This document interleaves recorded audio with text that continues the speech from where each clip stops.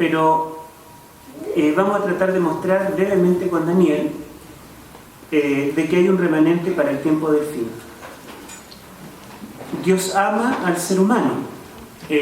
A Dios no le importa la congregación, no le importa incluso si es judío, si es musulmán o si es ateo. Somos hijos de Dios por creación.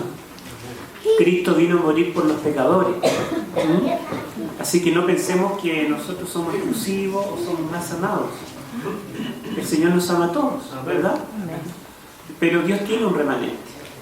Dios escogió un remanente ya desde el principio de la Biblia en Génesis, una vez que entró el pecado.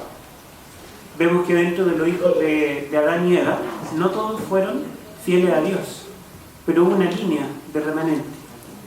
Después del diluvio se conservó en parte el conocimiento de Dios, pero rápidamente el mundo se volvió idólatra y viene la Torre de Babel y todo lo que sabemos. Pero Dios llamó un remanente que fue Abraham y su familia, y siempre hubo un remanente que conservó la luz verdadera. Después Dios decidió formar un pueblo, el pueblo de Israel, para que fuera un remanente hacia las naciones que le rodeaban y debían llevarle el conocimiento de la luz verdadera. Lamentablemente Israel, en vez de influir para bien en los demás, adoptó la idolatría de los pueblos paganos. Y si nosotros nos damos cuenta, toda la historia del Antiguo Testamento está centrada en torno a dos cautiverios: el cautiverio de Egipto y el cautiverio de Babilonia. Todos los libros de la Biblia o hablan del cautiverio de Egipto o hablan del cautiverio de Babilonia. Fíjense que todos los profetas, desde Isaías hasta Malaquías, unos son preexílicos, otros exílicos, otros posexílicos, pero todos tienen que ver con el exilio. Y esos eventos fueron importantes porque ya que Israel no cumplió su papel de ser luz para las naciones, Dios los llevó a ellos a las naciones.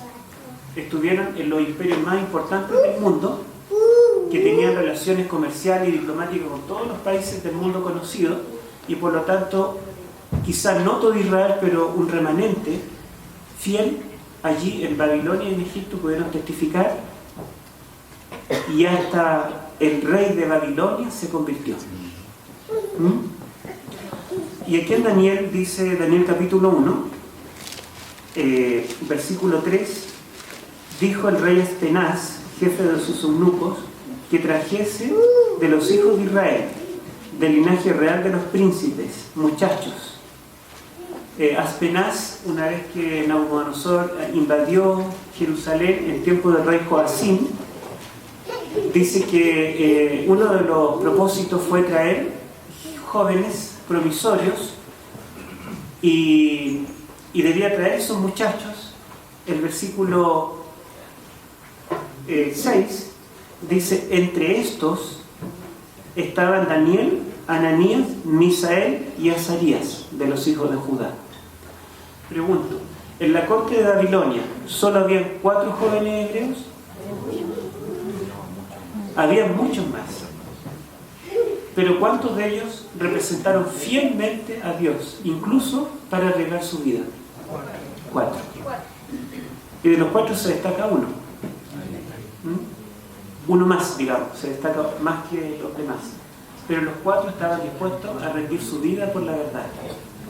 Y podemos ver que, a pesar de que el pueblo de Dios, del Antiguo Testamento, el pueblo hebreo, era el pueblo de Dios, lamentablemente fue disminuyendo, fue apostatando, y los reyes fueron haciendo lo malo ante los ojos de Jehová, y de las 12 tribus se perdieron 10 completamente y quedaron 2. Y de esas 2, ¿verdad?, después se reduce, y llegamos que en el tiempo de Daniel, en la corte por lo menos hay 4. Sabemos que en Jerusalén quedó un grupo, y en ese grupo también quedó el profeta Jeremías, y otros más con él, como Baruch, que fueron fieles hasta el fin.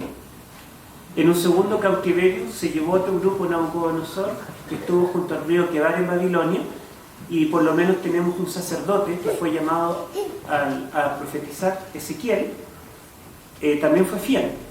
Es decir, había un remanente fiel también en el tiempo de Babilonia. Pero no todos, ¿verdad?, todos fueron fieles. Y lo mismo podemos decir del cristianismo, que no todo el cristianismo, no todo aquel que sigue a Cristo es parte del remanente fiel. Como dice Mateo capítulo 7, no todo aquel que me dice Señor, Señor, entrará al reino de los cielos.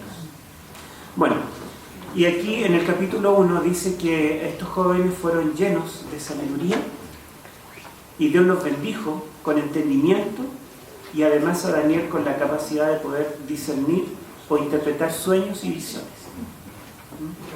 Una de las palabras que utiliza aquí en el capítulo 1 para calificar al remanente es la palabra mascalim, que viene del verbo sacal, que significa entendido, significa sabio, despierto, y esa palabra la utiliza Daniel para hablar del remanente. En el capítulo final, el capítulo 12, si vemos Daniel capítulo 12, dice, por ejemplo, el versículo 4, capítulo 12, 4, pero tú, Daniel, cierra las palabras y sella el libro hasta el tiempo del fin. Muchos correrán de aquí para allá y la ciencia aumentará. Esa frase, correrán de aquí para allá, en hebreo es una sola palabra, un verbo, y significa buscar. Muchos buscarán, muchos recorrerán para encontrar. Y por ejemplo ese verbo aparece cuando en Éxodo capítulo 26, si no me equivoco, dice que el pueblo se levantaba en la mañana y recorría para buscar el maná, ¿se acuerdan? Bueno, entonces muchos buscarán la verdad en el tiempo del fin. Y dice que la ciencia, el conocimiento aumentará. La palabra ciencia es la misma palabra que aparece en los capítulos 7 y 8 cuando dice que Daniel no entendió la visión, pero el ángel le vino a dar ciencia, le vino a dar entendimiento. Entonces el remanente final que surgiría en el tiempo del fin será un remanente que iba a nacer buscando la verdad, y la ciencia o el conocimiento aumentaría en el tiempo del fin, el conocimiento de la palabra de Dios. Después, un ángel pregunta cuánto tiempo va a pasar para que llegue el remanente, y la respuesta viene allí en el versículo 7. Y oí al varón vestido de lino que estaba sobre las aguas del río, el cual es su diestra y su siniestra del cielo, y juró por el que vive por los siglos, que será por tiempos y la mitad de un tiempo. Y cuando se acabe la dispersión del poder del pueblo santo, todas estas cosas serán cumplidas. En otras palabras, habría un periodo en el cual el remanente no iba a tener esta libertad para escudriñar, y la ciencia no iba a aumentar, iba a ser un periodo de oscurantismo. Dice que pasaría tiempo y medio tiempo, que sabemos que es un periodo profético, que en términos literales serían 1260 años, que nos llevan hasta el año 1798. Hasta 1798 la verdad estaría sin comprenderse plenamente, pero después de este periodo la ciencia aumentará. Aparecerá un remanente que podrá comprender las profecías de Daniel. Daniel vuelve a preguntar lo mismo porque no le queda muy claro, y en el versículo 9 viene la respuesta. Dice, él respondió, habla Daniel, pues estas palabras están cerradas y selladas ¿hasta cuándo? Tiempo del fin. Hasta el tiempo del fin. 10. Muchos serán limpios y emblanquecidos y purificados. Los impíos procederán impíamente, y ninguno de los impíos entenderá. Pero los entendidos, los mascalim, comprenderán. En otras palabras, habría una luz especial para ser revelada en el tiempo del fin, y habría también en la tierra un grupo fiel, los entendidos, que podrán comprender. Nosotros sabemos que esa profecía, y quizá los que son visitas no van a entender nada de lo que voy a decir, pero nosotros sabemos que es la profecía de los 2300 días. Y quizá lo explicamos un poquito en el capítulo 7. Si nosotros vemos el capítulo 7, el capítulo 7 de Daniel es un capítulo especial literariamente Daniel tiene dos mitades. Los primeros 6 capítulos son historias, ¿verdad? Historia de los jóvenes hebreos en la corte babilónica. Y el capítulo 7 hasta el 12, en la segunda mitad, en la cual ya no son historias de los jóvenes judíos en la corte babilónica, sino que son revelaciones que Dios le entrega a Daniel. ¿Sí? Entonces 1 al 6 son las historias de los jóvenes en la corte. 7 al 12 son las revelaciones que Dios le entrega a Daniel. Pero hay algo paradójico acá. Dijimos que 1 al 6 y 7 al 12. Pero la verdad es que Daniel escribe en 2 idiomas. Del capítulo 2 al 7 está en arameo, el idioma de Babilonia, y del 8 al 12 está en hebreo, el idioma del pueblo de Dios.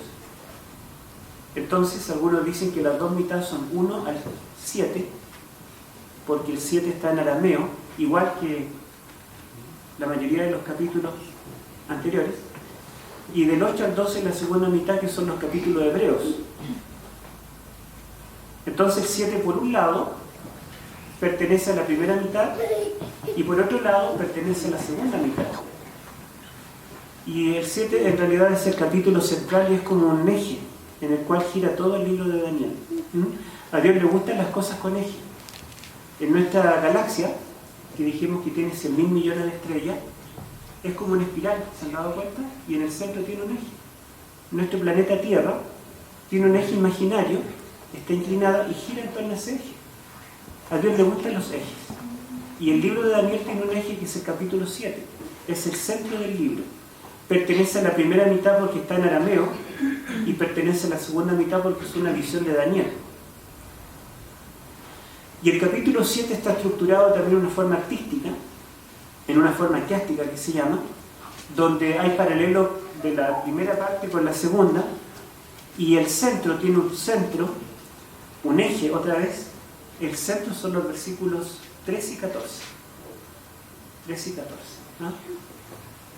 Allí está el clímax de la visión, que comienza en el versículo 1, y luego viene lo que es la revelación. Es como una pirámide, y la punta de la pirámide, el centro es los versículos 13 y 14, y antes que lo leamos, Daniel recibe una visión en la cual ve 4 bestias.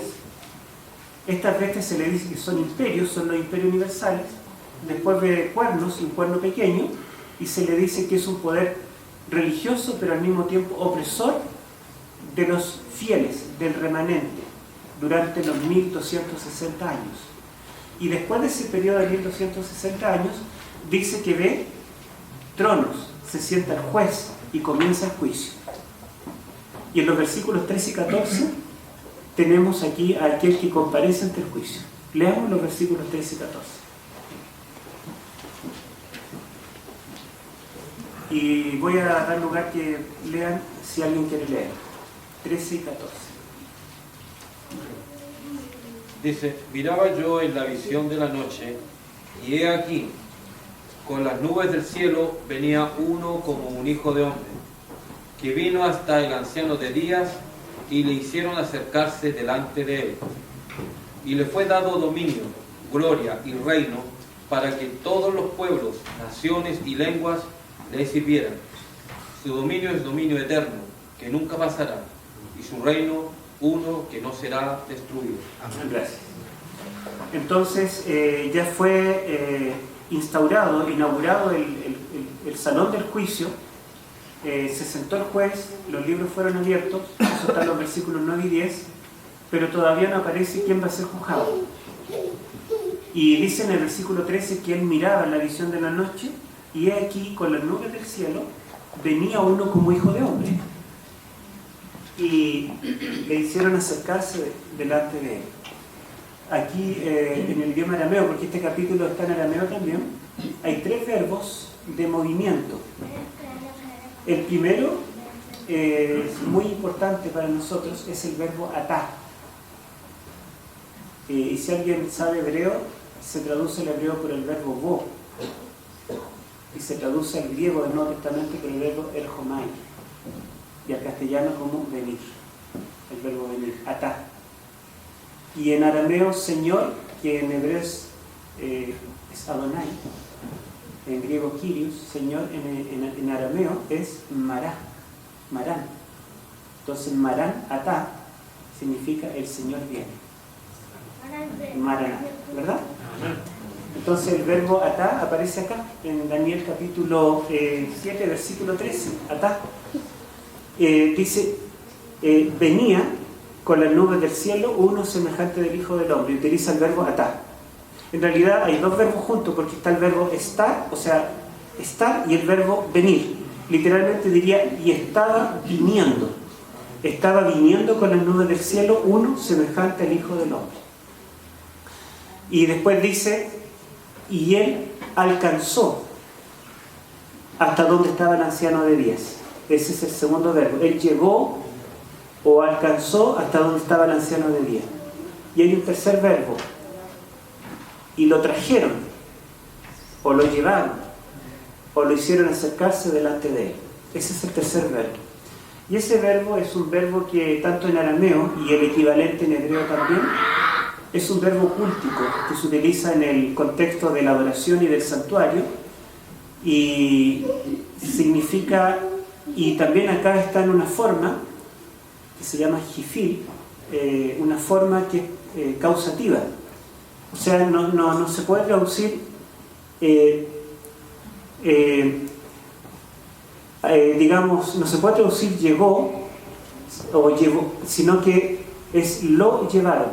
Sí se debería traducir. Lo acercaron, lo llevaron o lo presentaron. Y este verbo se utiliza cuando el adorador traía un sacrificio al santuario.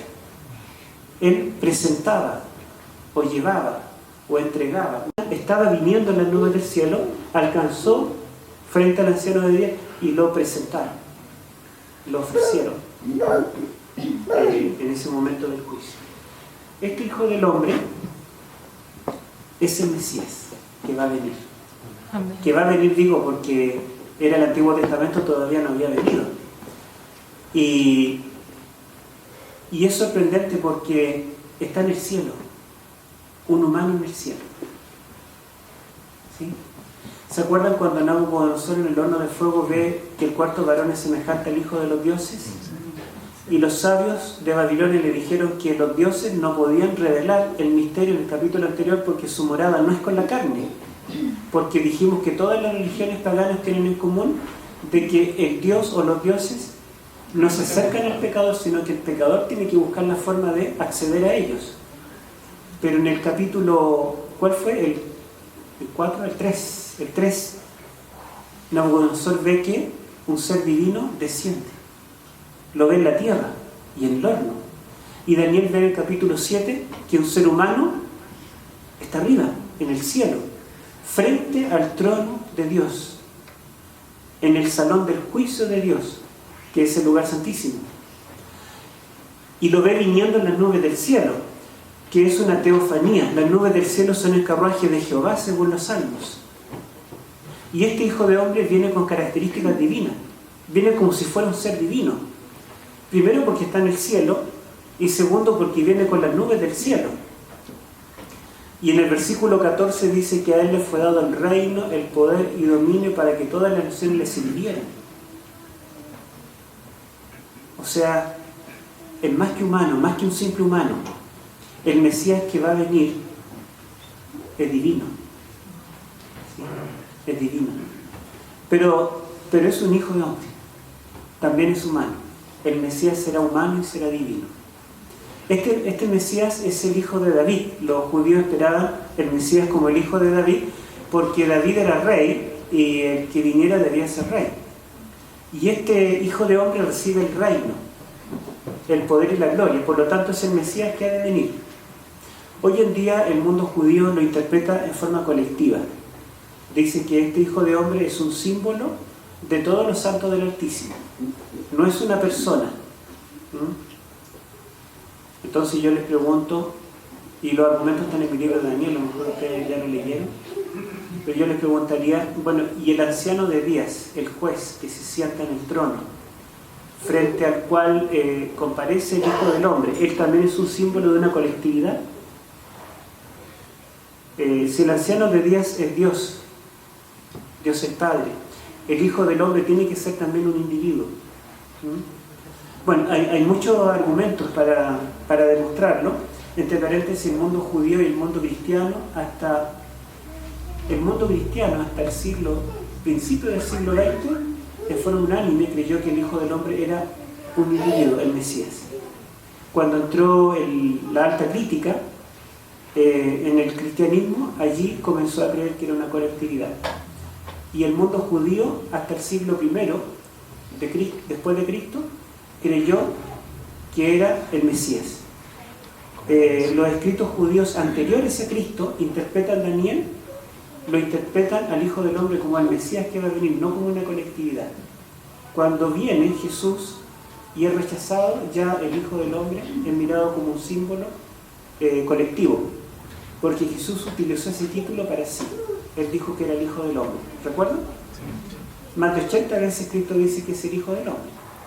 Y deja claro que el Hijo del Hombre no solamente es humano, porque dice: para que sepáis que el Hijo del Hombre tiene poder para perdonar pecados.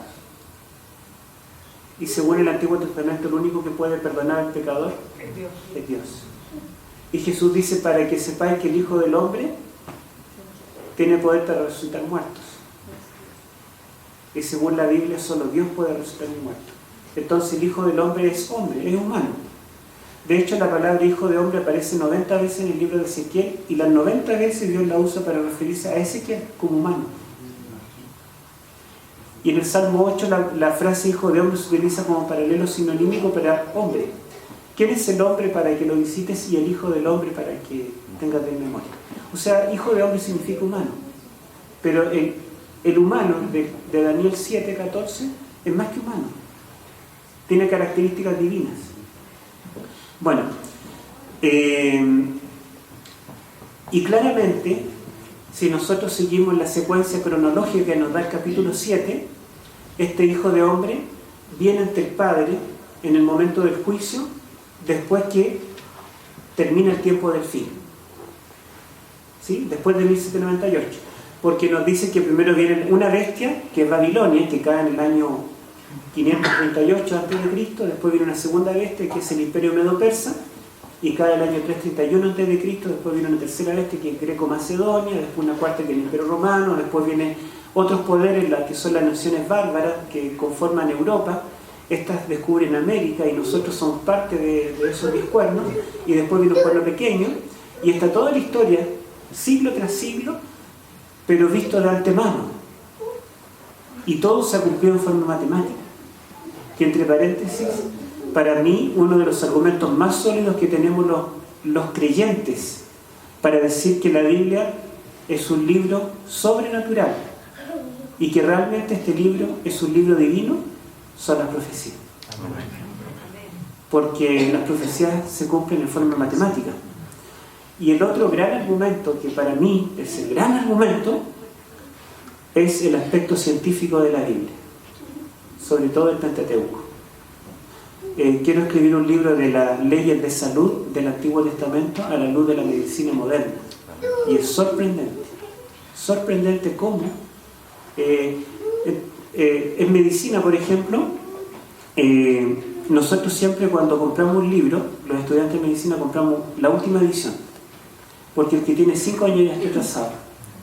Por ejemplo, el primero de medicina, en biología molecular, nos enseñaron la cascada de la cicatrización. No sé si han escuchado esa frase por allí. Es muy complejo porque son un montón de moléculas que una activa la otra, esa la otra, esa la otra, esa la otra, esa la otra, y se cicatriza. Pero todo es cosa de segundo, ¿eh? Y es algo muy perfecto. Y nos tuvimos que aprender de memoria cada molécula y todo eso como estudiantes, y en primero. Pero cuando llegamos a cuarto, nos hicieron hematología. Un hematólogo especialista en el tema sangre nos dijo cuántos se recuerdan todavía de la cascada de la cicatrización. Bueno, y levantamos varios las manos. Dijo: bueno, olvídense, porque ahora se descubrió que no es así, es más compleja todavía. Así que fíjense, habían pasado 4 años y ya lo que habíamos aprendido primero no era así. Se tiene que actualizar. Pero lo que dice la Biblia de medicina está vigente.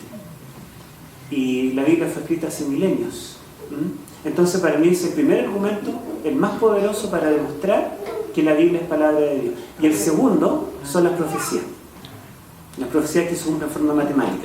Bueno, entonces las profecías nos van llevando del siglo VI antes de Cristo, y van pasando siglo tras siglo, y llegamos casi al siglo XIX, 1798, casi siglo XIX, y después de ese tiempo nosotros tenemos que debe haber un juicio en el cielo, y el Hijo del Hombre se presenta en lugar del pecador. Este juicio es el juicio final. Y el juicio final, ¿cuándo debe ocurrir el juicio final? Todo el mundo cristiano, protestante y católico dice que el juicio final será cuando Cristo venga a su segunda venida. No sé si alguien se acuerda del credo. Sí. En el credo dice que cuando el Señor ha de venir, en su segunda venida, allí juzgará a los vivos y a los muertos. O sea, la creencia cristiana es que el juicio final viene con la segunda venida.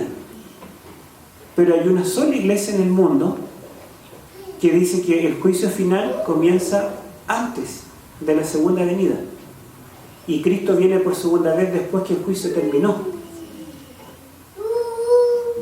Y saben que es interesante que ahora algunos teólogos católicos muy reconocidos están reconociendo que en Daniel 7 el juicio final es previo al segundo advenimiento.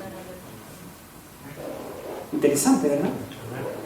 Entre paréntesis, hay alguien que ustedes deben ubicar, un teólogo y profesor de biología, Estefó,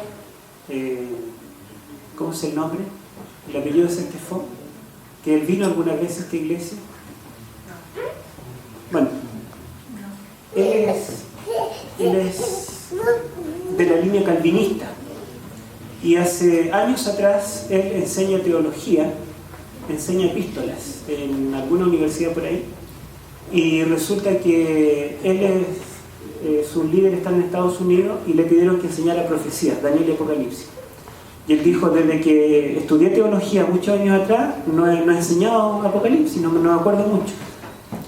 Y comenzó a comprar libros para repasar un poco, y un día por casualidad dio con el canal Nuevo Tiempo y se encontró con un grupo de pastores adventistas que estaban enseñando, estaba el pastor Juan Millanao, el pastor Olivares, y estaban enseñando profecía, y dijo, voy a dejarlo porque yo tengo que dar esta materia.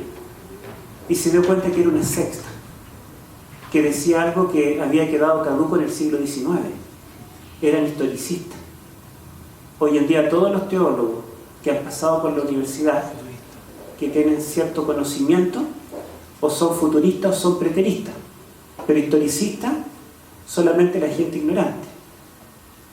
Así que dijo una secta, pero escuchó un poquito y se dio cuenta de que sabían bastante y parecía bien fundamentado lo que daban. Entonces llamó al canal y dijo, yo quiero conversar con las personas que están dando el seminario. Le dijeron, bueno, disculpe, pero no viven en Santiago, viven en Chillán, deme la dirección. Es una universidad, quiero ir. Y le dieron los datos y viajó a la universidad en Chillán. Y ellos le invitaron a comer con ellos y conversó con el panel, con los mismos que daban el seminario. Entonces le dijo, miren, yo quiero que ustedes me den estudios bíblicos de las profecías. Quiero que ustedes me demuestren los puntos que ustedes creen. Y le dijeron, ustedes de Chillán, no, de Santiago, no podemos. Porque aquí tenemos ocupado todo nuestro tiempo, y lo pusieron en contacto con Santiago para que le dieran estudio, y se reunieron los administradores y escogieron al pastor Lefiguala para que le diera estudios bíblicos. El pastor Lefiguala estaba terminando su tesis, y entre el distrito y la tesis no tenía tiempo. Entonces le dijeron al pastor Lefiguala, ¿a quién le pedimos que le dé estudio? Y él me recomendó a mí, así que le tuve que dar estudio. Le dimos estudio a este hermano Estefó, y resulta que yo quería enseñarle del Espíritu de Profecía. Me dijo, no, el Espíritu de Profecía no me lo enseñe. ¿Por qué? Porque ya lo acepté. Compré todos los libros que pillé, los leí, estudié la Biblia y me di cuenta que el Espíritu de Profecía está vigente y el Juez calza con las características. así que no, ya lo tengo claro. Yo le dije, bueno, vamos a hablar del sábado. No, ya lo acepté. Porque yo también soy teólogo y enseño Nuevo Testamento. Y como experto en el Nuevo Testamento, busqué todos los textos que hablan del sábado y del domingo, los estudié en el idioma original y me convencí de que el sábado está vigente. Y me dijo, y cuando me convencí que el sábado estaba vigente, reuní a mi familia, a mi esposa, a mis hijos, en el living, y yo les dije, desde ahora en adelante vamos a guardar el sábado. Y me dijo, yo estaba nervioso, así que estaba con el control remoto jugando, y mi hija mayor, que ya tenía como 20 años, me dijo, papá, no le dijo así, le dijo Colosenses 2:16. ¿Qué dice allí? Nadie te juzgue por el día. Nadie te juzgue por comida, bebida, luna nueva, fiesta o día de reposo. Porque todo esto era una sombra de lo que había de venir. Ese texto le citó a la hija. Y cuando la hija se paró y le dijo Colosenses 16, a él se le soltó el control. Giró, cayó boca abajo y se prendió el televisor en el canal 25. Y apareció un pastor negro, grande, macizo, que estaba en el púlpito predicando. Y no lo voy a hacer porque es cable, pero él saltó abajo y dijo, si tú me vas a citar Colosenses 2:16, te quiero decir que no habla del sábado semanal. Y mostró todos los argumentos. Y quedó toda la familia con la boca abierta. Entonces yo le dije, bueno, ¿y entonces qué quiere estudiar? Me dijo, quiero estudiar solamente el tema del juicio investigador, porque esa doctrina no es bíblica. Y estudiamos juicio investigador. Y lo estudiamos bastante tiempo. Después estudiamos otros temas, un poco de la predestinación, porque la línea calvinista cree en la doble predestinación. Y pasó tiempo, pero él nunca me dijo si lo aceptó o no. Yo le di todos los argumentos, él escuchaba, a veces me rebatía, me mostraba algún detallito y tratábamos de darle una respuesta, pero nunca me dijo, bueno, lo acepto o no lo acepto. Entonces, un día, estudiando ya otra doctrina, me dijo, esta semana di clases y un alumno me dijo, profesor, sabe que tengo un compañero de trabajo que es adventista y cree una doctrina completamente ilógica. Cree en un juicio previo al segundo advenimiento. Yo le dije que el juicio final será con la segunda venida, pero él dice que no, que el juicio final es antes de la segunda venida, en base a Daniel. Y el alumno le dijo, profesor, dígame todos los argumentos para rebatirlo. Entonces yo estaba atento porque quería saber si los argumentos de él estaban a favor o en contra. Y él le respondió, le dijo, mira, cuando Cristo venga, Él nos va a llevar al cielo o los ángeles. Le dijo, los ángeles. Le dijo, ¿y cómo los ángeles van a saber quiénes son los que deben llevar y quiénes no eran genuinos y no lo deben llevar? Le dijo, bueno, porque van a tener el sello en la frente. Y le dijo, ¿y cuándo se va a determinar quién debe recibir el sello y quién no? ¿No crees tú que debe haber un juicio previo al segundo advenimiento? Y ahí yo me di cuenta que él también había aceptado la doctrina del juicio investigador. Bueno, la iglesia adventista me pidió a los administradores que yo no le hablara del bautismo ni le tratara de ganar, porque él está haciendo una obra importante en su denominación. Así que nunca le hablamos del bautismo, pero sí estudiamos las doctrinas y le quedaron muy claras. Y tenemos una amistad y él aceptó nuestras doctrinas, porque son bíblicas 100%. Son bíblicas. Bueno, entonces aquí tenemos que el Hijo del Hombre viene al anciano de días en el tiempo del fin y recibe el reino. Apocalipsis, en la séptima trompeta, que es el libro azul que escribí, en las trompetas, la séptima trompeta suena en el momento en que Cristo recibe el reino. Que Elena de White dice, en primero escrito, que Cristo recibe el reino, en Daniel 7, no cuando comienza el juicio investigador, sino cuando termina. Y dice que la séptima trompeta no ha sonado como que pensaban nuestros pioneros, porque tradicionalmente nuestros pioneros decían que la séptima trompeta comenzó en 1844. Y cuando José Bates escribió un artículo en la Review and Herald donde dijo que la séptima trompeta hablaba del juicio investigador, de 1844, Elena de White escribió una carta y le dijo: Pastor Bates, no use la séptima trompeta para decir que el juicio para justificar el juicio investigador. El juicio investigador es bíblico, pero la séptima trompeta comenzará cuando acabe la gracia, porque Dios me lo reveló. Y en primero escrito está la visión, cuando el Señor le reveló un sábado que la séptima trompeta sonará cuando acabe la gracia, y que estamos viviendo en la sexta trompeta, ¿sí? En la sexta. Entonces, Cristo recibirá el reino cuando acabe la gracia, cuando termine el juicio investigador, y entonces vendrá a buscarnos en su segunda venida. Daniel 7 nos lleva a la venida del Mesías, un momento futuro. ¿Se dan cuenta? Y nos pone toda una cronología. No es cosa que nosotros digamos, bueno, es para mí, tiene que venir en el siglo tanto. No, sino que nos marca el terreno. Nos dice que tiene que caer todos los grandes imperios, después vienen los reinos, viene el cuerno pequeño, en los 1260 años, el juicio investigador, y después de eso, Cristo recibe el reino.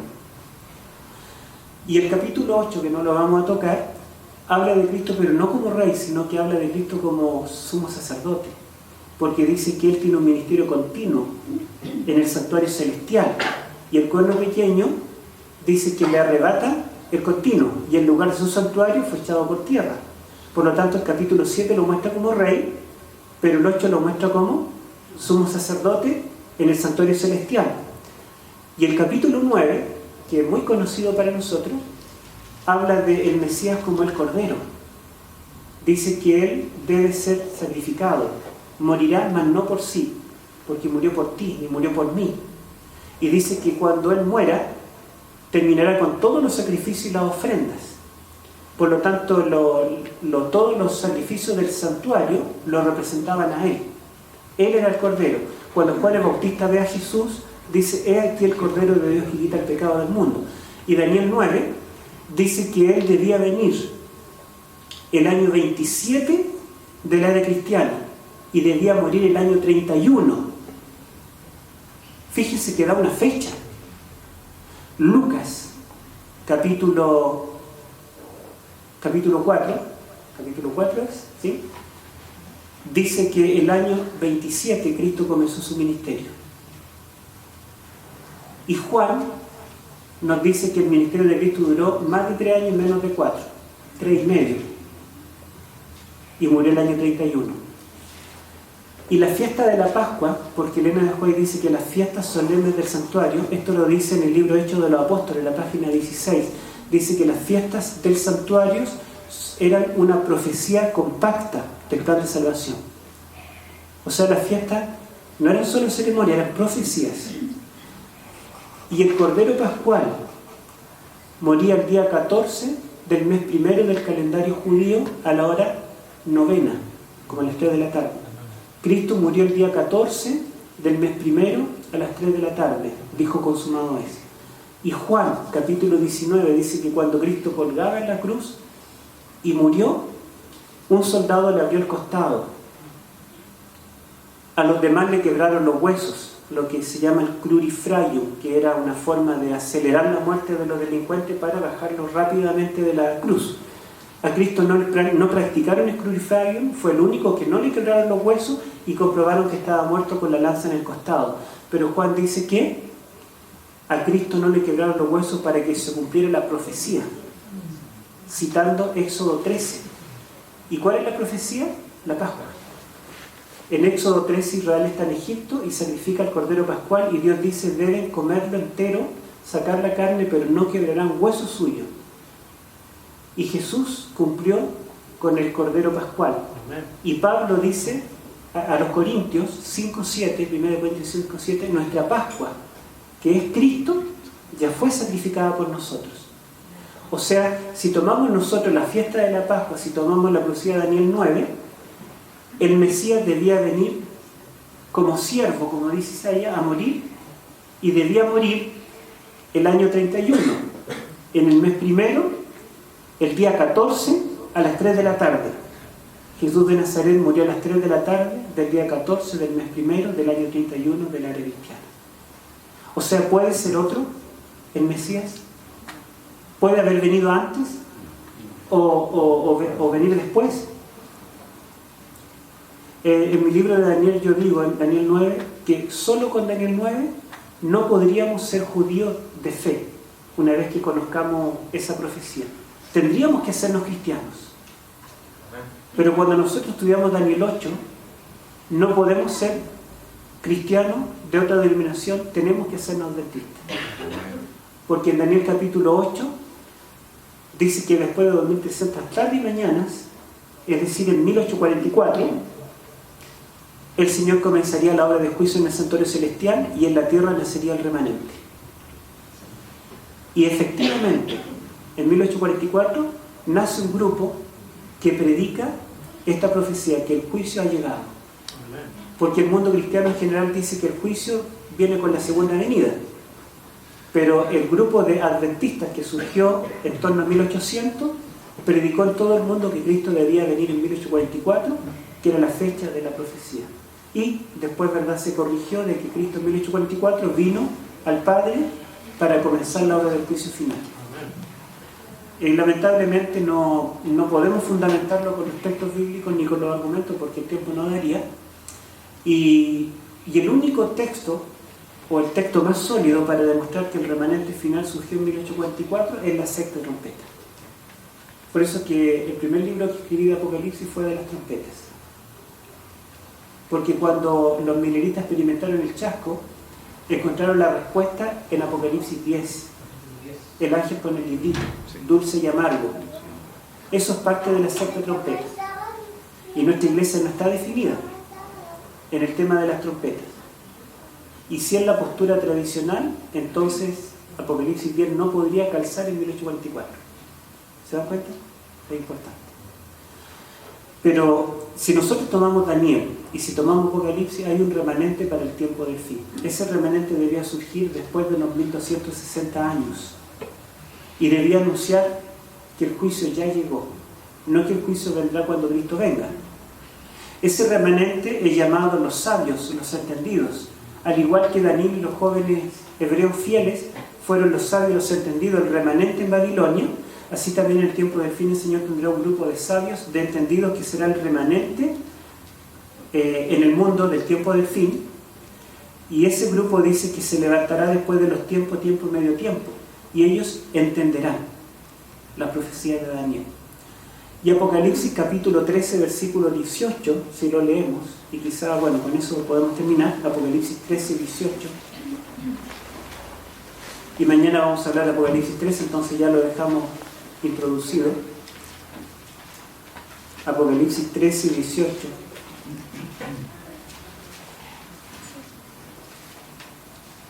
¿Quién lo quiere leer, hermano? Aquí hay sabiduría.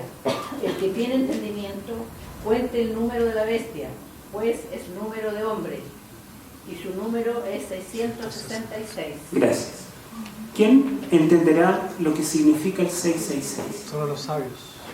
Los que tienen sabiduría, el que tiene entendimiento. Según Daniel, ¿quiénes son los que tienen sabiduría y entendimiento? El remanente final. ¿Cuándo surgiría? Después de 1798. Predicando la hora del juicio. En otras palabras, tanto Daniel como Apocalipsis se confabulan para decir que el Señor levantaría un remanente en el tiempo del fin, en el siglo XIX prácticamente, y que este remanente experimentaría un chasco. Apocalipsis capítulo 10 y 13 dice que surgiría en Norteamérica, pero dice que se esparciría por el mundo entero, por toda nación, tribu, lengua y pueblo. Dice también que tendría un mensaje de salud, dice que predicaría a la hora del juicio, dice que restauraría los mandamientos de Dios, dice que ese remanente guardaría el sábado, dice todas las características. Quizás los que sean nuevos pensarán qué arrogancia, pero todo está allí en las profecías, no tenemos el tiempo de decirlo. Mañana vamos a ver un poco de esto, algunos argumentos vamos a dar en Apocalipsis 13. Mañana vamos a estudiar Apocalipsis 13, ¿sí? Pero bíblicamente hay un remanente para el tiempo del fin. ¿Y qué significa remanente? Bueno, obviamente significa los que quedan, pero ¿qué significa que haya un remanente? Que todos los demás el Señor los odia. No. Están perdidos. No. No, sino que el remanente tiene un poco más de luz que los demás, Tiene una misión. ¿verdad? Y el remanente tiene que llevar esa luz a los demás que todavía no han comprendido esas verdades. Y mucho del pueblo de Dios está hoy en Babilonia, Sí, salir de... porque el mensaje que debe predicar el remanente es salir de Babilonia, pueblo mío. O sea, Dios tiene parte de su pueblo En Babilonia. en Babilonia y ellos deben salir. Y es por eso que nosotros debemos predicar. ¿Mm? Tenemos un mensaje que entregar, un mensaje distintivo, el mensaje del remanente final. Y como les digo, un mensaje que no es popular, no es lo que dicen todos, no es lo que dicen la mayoría. Entre paréntesis, el pastor Carrillo, ¿lo ubican? Bueno, el pastor Carrillo, que va a la junta de pastores pentecostales, le vendió mi primer libro, el de Daniel, cuando yo lo saqué, llevó una caja y le vendió a los pastores pentecostales. Pero entre todos los pastores pentecostales había uno que sacó un doctorado en teología. Primero estudió una licenciatura en arte en la Universidad Católica, después sacó la licenciatura en teología, después un magíster en Estados Unidos, después un doctorado, y ha escrito 20 libros de teología.